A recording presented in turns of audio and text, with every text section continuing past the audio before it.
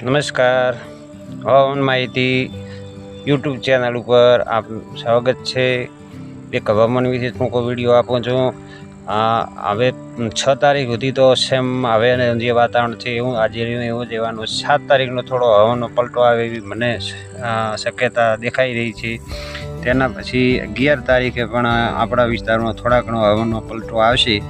તો જે કોઈ બાજરીનું વાઢતા હોય લણતા હોય એમને થોડી ખૂબ જલ્દી એમ હું નથી કહેતો કે તમે લીલી વાઢી નાખો, વાઢે હોય તો પાક વાઢી લણી અને 10 તારીખ સુધી લઈ શકાય એવી શક્યતા લઈ શકાય એવી કામ કરવું। એ રીતે લીલો પાક વાઢવો નહીં। આ તો ભાઈ હવામાન છે, એક દાડો આ બાજુ જાય એક દાડો આજે ના આવે, એટલે આપણે તકેદારીથી જે રીતે પાકનું કામ હોય તે લેવું।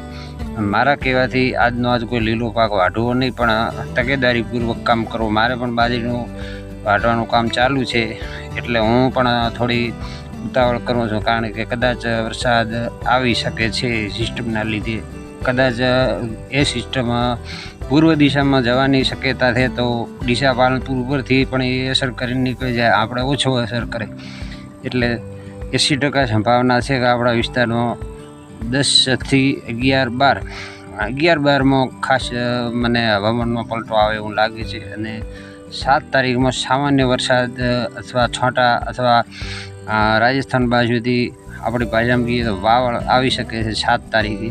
બસ આટલું જ। હવે આ હવામાનમાં વધારે કહેવાથી લાંબો વિડીયો થાય એટલે આપને ઘણી માહિતી આપવાથી ફાયદોની ટૂંકું ટચ કહેવામાં ફાયદો છે। મારી ચેનલ સબસ્ક્રાઈબ કરો, બીજાને સબસ્ક્રાઈબ કરાવો। સચોટ હવામાન મળશે આપને, હવામાનના સમાચાર મળશે, આપના પાકને ફાયદો થાય એવું હવામાનમાં દરરોજ આપણે એક વિડીયો મૂકીશું। તો આ વિડીયો થોડો ધ્યાનથી સાંભળવો અને કોઈ મિત્રોને સબસ્ક્રાઈબ ચેનલ કરવાનું કહેવું। જો સબસ્ક્રાઈબ કરશો તો તમને દરરોજ વિડીયો જોવા મળશે, અને વિડીયોને લાઈક પણ કરતા રહો, એ મારી નમ્ર અપીલ છે। બસ આટલું જ। જય હિન્દ, જય ભારત।